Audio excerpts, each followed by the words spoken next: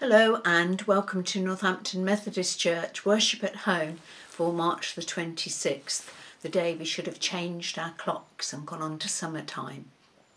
Today is the fifth Sunday in Lent, Passion Sunday, when events took a turn and the coming suffering of Christ and his death came closer and clearer to everyone. The Old Testament lesson today is one that's a very well-known story.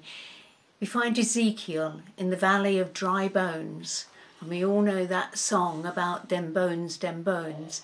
Well, this is Ezekiel in that valley of dry bones, placed there by God and being given power by God to do things with those bones, to pull them together into bodies, to put flesh on them, but not to put life in them. Because only God can do that. And it was God who breathed on those bodies to give them life. And then when we turn to the Gospel reading today, we find another dramatic story of Lazarus being raised. It's a story that we only find in John's Gospel. It's not in the other three. It's one that we've all heard before, isn't it? You know, all of us, whoever we are, need somewhere that we can feel totally relaxed, where we can escape, where we can just sit and chat with people we love, or just sit and be with no pressure. For Jesus, who had no home of his own, the home of his friends Mary, Martha and Lazarus must have been a wonderful place. He must have really treasured those friends and their home and the welcome that he was given when he went there. That's why when Lazarus became ill, his sisters, Mary and Martha, sent to tell Jesus. They didn't think they had to spell out to him that Lazarus was ill, so please will you come and heal him. Just to tell him would be enough. Maybe they imagined or hoped that he would just drop everything and rush back to see his friend and to heal him. I imagine that as the time went past, Mary and Martha went through a whole load of emotions. I think they must have gone through some sadness, anger, and even disappointment. Surely Jesus was letting them down by not coming. He hadn't arrived and their brother had died. But Jesus was biding his time.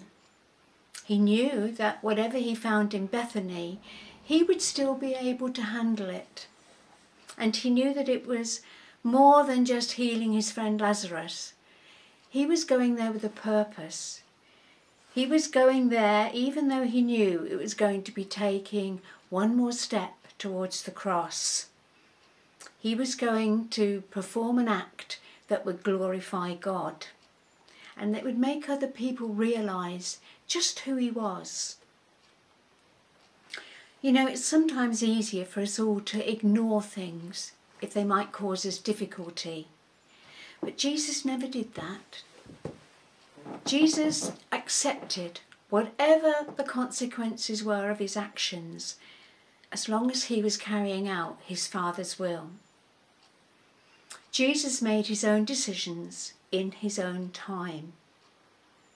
The disciples were with him and they knew it was dangerous to go back to Bethany.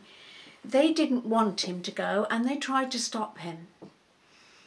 Thomas tried to be brave and say that they should all go and die with Jesus. But you know, Jesus was making them all feel a bit uneasy. He was talking more and more about the suffering and the death that was coming. They could sense danger and they feared being left without him. None of us like being left on our own, and sometimes it gets really hard just to keep on trusting. But Jesus knew it was his Father's will and it was right for him to go to Bethany.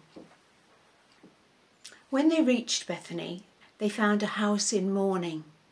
Lazarus had been placed in a tomb and there were so many people at his home comforting his sisters.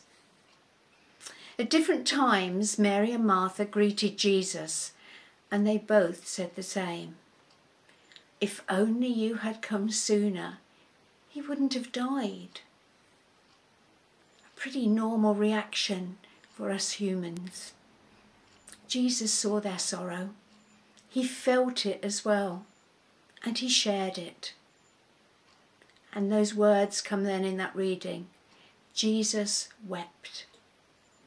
Jesus understood their sorrow, and he shared it, even though he knew he could bring Lazarus back. He was sad for his sisters who were sad. Jesus always shares our sorrows, and he offers us comfort. Jesus then went to the tomb, and he asked for the stone to be rolled away, even though people were a bit horrified about what the smell would be like at that time. But then Jesus did what he always did. He prayed to his Father. And then he commanded Lazarus to come out of the tomb. And Lazarus did, and was released from his cloth wrappings. Jesus knew that what he'd just done was something that couldn't be ignored by the authorities. What he'd done would be noted and used against him. In that Old Testament story, God breathed life into the dry bones. And into the Gospel story, God gave life to Lazarus. Only God can give life. We're still now journeying through Lent. It's that time when we start to see that our homes need spring cleaning. The sun shines in and shows us all the bits that need clearing out. But it isn't just our homes that need to be spring cleaned. It's our lives as well. Are our lives ready for God to come and live in them? All around us there's signs of new growth, new life, just as God promised would happen after the dark days of winter. God gives life to all the seeds and the bulbs and the trees that are around us. Jesus commanded us to sow his love, to sow his word everywhere that we went. And if we do that and sow those seeds and just leave them, God will in his time give them life. We do the sowing and God gives life to our seeds. So as we journey onwards towards Good Friday, remember that Jesus knows all about suffering and death. But we have the promise of Easter to follow the darkness. And we know that God never leaves us alone. He shares all our pains and our sorrows and is always with us.